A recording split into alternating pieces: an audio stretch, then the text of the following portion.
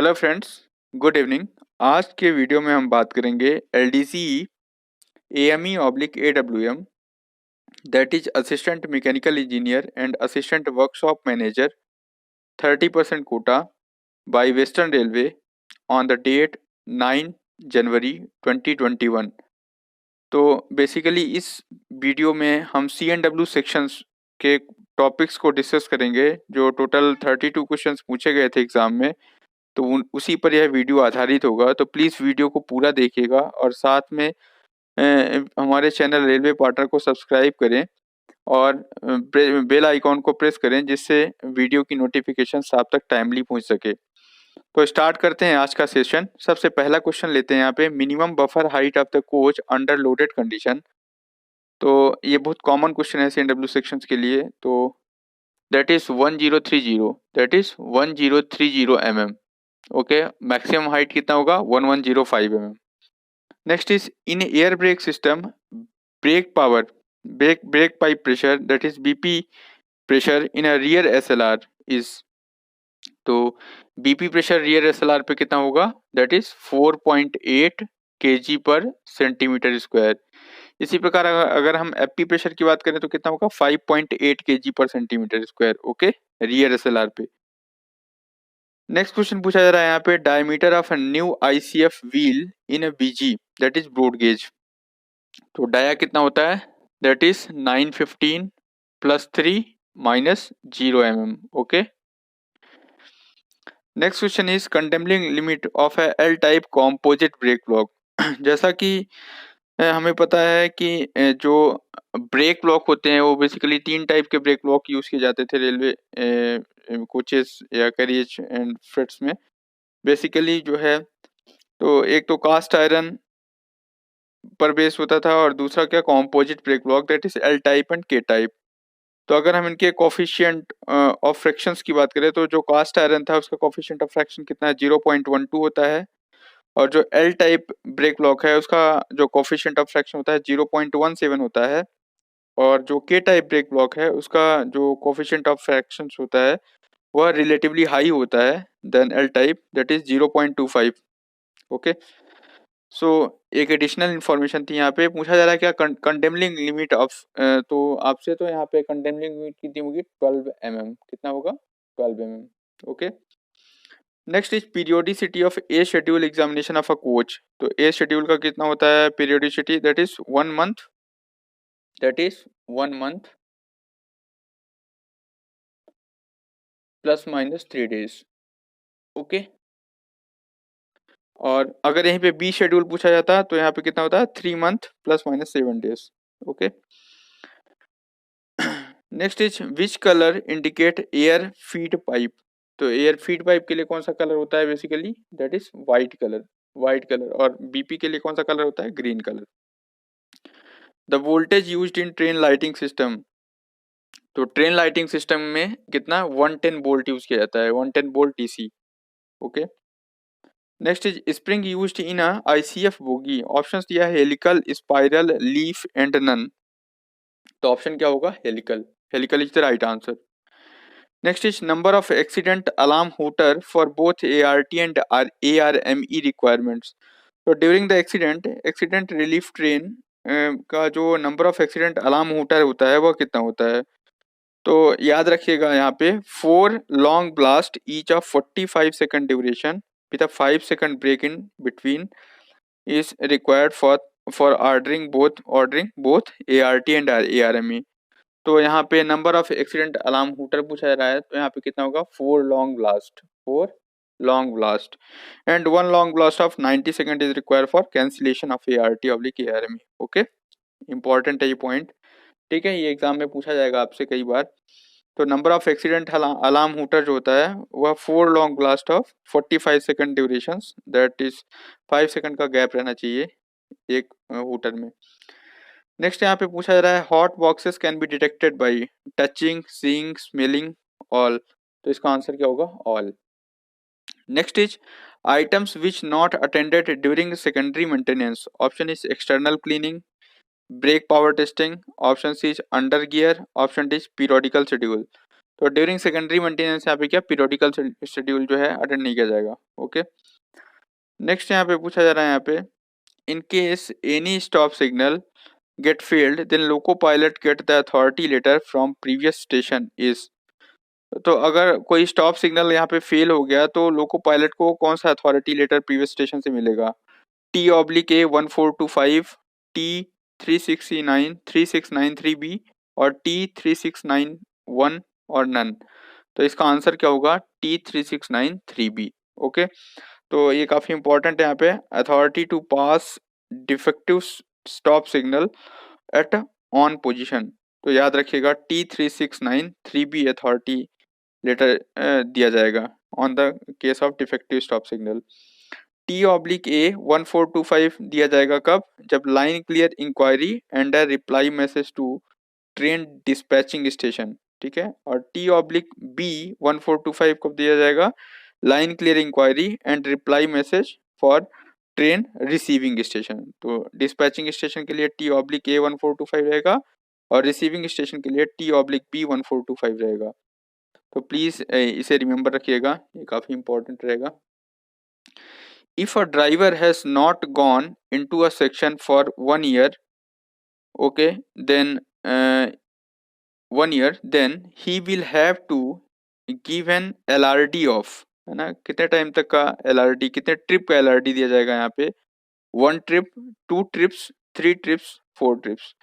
तो Indian railway में ये पूछा जा रहा है कि अगर कोई ड्राइवर है वह 1 साल तक उस सेक्शन में नहीं गया है तो उससे पहले उसको LRD दिया जाएगा वहाँ पे, है ना।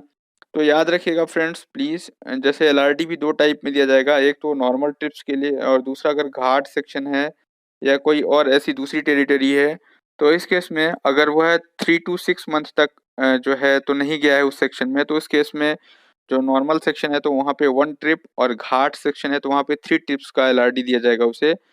और 6 मंथ टू 2 ईयर के लिए वहाँ पे उसे 2 ट्रिप्स, और घाट सेक्शन है अगर तो वहाँ पे 3 ट्रिप्स का LRD दिया जाएगा। और अगर वह 2 साल से उस सेक्शन पे नहीं गया हुआ है तो वहाँ पे उसको जो नंबर ऑफ ट्रिप्स होगी उसके लिए 3 ट्रिप्स होगी और घाट सेक्शन में 6 ट्रिप्स का LRD उसको दिया जाएगा। तो यहाँ पे पूछा जा रहा है यहाँ पे कि 1 ईयर तक के लिए, तो इस केस में नॉर्मल सेक्शन में बात करें अगर तो वो है किस कौन सा सेक्शन एप्लीकेबल होगा? 6 मंथ टू 2 ईयर तक के लिए उसे जो है तो टोटल 2 ट्रिप्स का LRD दिया जाएगा। तो आंसर इज 2 ट्रिप्स। नेक्स्ट है in case of dead locomotive, याद रखिएगा पूछा जा रहा है क्या? In case of dead locomotive, in case of dead locomotive, brakes not functional and they are to be hauled by goods train, maximum number of dead loco permitted, ठीक है। तो सपोज जैसे डेड लोको का कंडीशन हो गया, suppose कैसा condition हो सकता है जबकि डेड लोको हो, जैसे हमें ब्लॉक सेक्शन को क्लियर करना है या कोई डेड लोको है उसको मेंटेनेंस के लिए जो है तो उसे अप्रोप्रिएट वर्कशॉप या फिर जो भी उसका रनिंग शेड होगा वहाँ पे उसे मेंटेनेंस के लिए भेजना है ना। या किसी डिवीजन में जो है तो लोगों की कमी है तो उसको बैलेंस करने के लिए उस डेड लोको को वहाँ पे पहुँचाना है, फिर वो रिपेयर मेंटेनेंस करेगा। तो इस केस में जो गुड्स ट्रेन के थ्रू जो है तो कितने मैक्सिमम नंबर ऑफ डेड लोको हम ले जा सकते हैं? तो यहाँ पे जो maximum number of dead loco permitted हैं वह कितने होंगे? 2। maximum number of 2 dead locos are permitted. Okay, तो answer is that is 2 answer. Next is brake powers of a CC rake from nodal point. तो नोडल पॉइंट से जो break powers CC rake के लिए रहेगा वो कितना रहेगा? 100%. In air brake end to end rakes after intensive examination validity of BPC remains up to, option is next station, option B is destination point, option C is loading point, option D is 72 hours. तो इसका answer क्या होगा? Destination point तक के लिए। तो and to and racks जो होगा उसका जो BPC होगा वह वैलिड रहेगा डेस्टिनेशन पॉइंट तक के लिए, ठीक है। और कम से कम जो है 90% ब्रेक पावर चाहिए। Next is colour of BPC for premium rake. तो प्रीमियम रेक के लिए जो है तो ग्रीन कलर का BPC, लाइट ग्रीन कलर का BPC जो है तो यूज किया जाता है। Maximum speed limit of LHB coach if a primary spring broken at in route. तो अगर प्राइमरी स्प्रिंग ब्रोकन हो गई है तो इस केस में जो मैक्सिमम स्पीड होगी वह कितनी होगी 80 kmph। 80 kmph स्पीड रेस्ट्रिक्शंस के साथ जो है तो उसे परमिट किया जाएगा। UST of axles is done to find out which defect. तो इंटरनल क्रैक को फाइंड आउट करने के लिए जो है तो यूएसटी किया जाता है। ठीक है, ultrasonic test. Next, which is not advantage of composite brake block over a cast iron brake block. तो यहाँ पे क्या है, सबसे पहला ऑप्शन है reduced weight, option B high service life, option C improved heat dissipation, option D is reduced wear and tear of brake raising. तो friend, यहाँ पे कॉम्पोजिट ब्रेक ब्लॉक का एडवांटेज पूछा जा रहा है कास्ट आयरन ब्रेक ब्लॉक के comparison में। तो हम बता दें आपको जैसे कि इंडियन रेलवे में दो टाइप से ब्रेकिंग जो है होती है। जैसे व्हील और ब्रेक ब्लॉक के बीच का जो कनेक्शन होता है, मतलब इंटरफेस होता है, वह दो टाइप का होता है। एक तो ट्रेड ब्रेकिंग होती है और दूसरा होता है डिस्क ब्रेकिंग। ओके, तो जो नॉर्मल आईसीएफ और गुड्स ट्रेन होती हैं उसमें जो है तो व्हील ट्रेड पर जो है ब्रेक ब्लॉक जाके ब्रेक अप्लाई करता है। ओके, तो इस केस में क्या होता है, ड्यूरिंग ट्रेड ब्रेकिंग क्या होता है, kinetic energy of train gets dissipated in the form of heat at a wheel and brake block interface. Okay, तो इस तरह से जो काइनेटिक एनर्जी ट्रेन की होती है वह कहाँ पे डिसिपेट होती है, जो व्हील और ब्रेक ब्लॉक का जो सेक्शन है वहाँ पे डिसिपेट होती है। और अगर हम जब भी डिस्क ब्रेकिंग की बात करते हैं तो इस केस में जो काइनेटिक एनर्जी होती है of the train get dissipated कहाँ पे वो होगी, जब वो डिस्क पर अप्लाई होगा, डिस्क पर। ओके, तो heat generated during this case is apply on the disc for LHB coaches. तो इस केस में जो है तो सबसे पहला तो व्हील को नुकसान नहीं पहुंचेगा और साथ में क्या है, जो ब्रेकिंग होगी इफेक्टिव होगी काफ़ी। ओके, तो disc braking is more effective than what tread breaking.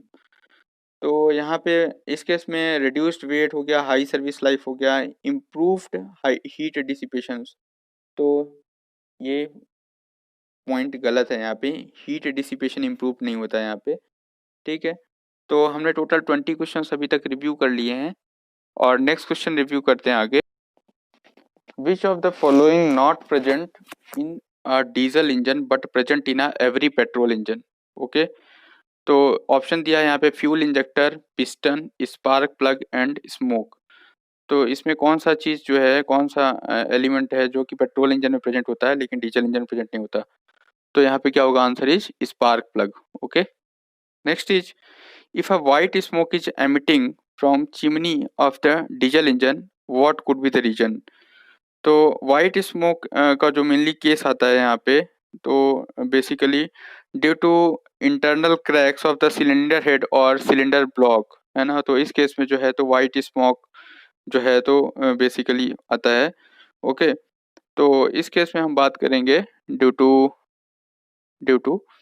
what breakage of cylinder head internally, that is crack in cylinder head और cylinder block internally। ओके, तो इस केस में जो है क्या होगा, हमारा वाइट स्मोक एमिट होगा। ठीक है, और भी अदर रीजन भी होते हैं, जैसे CBC fitted in the LHV coaches have a feature।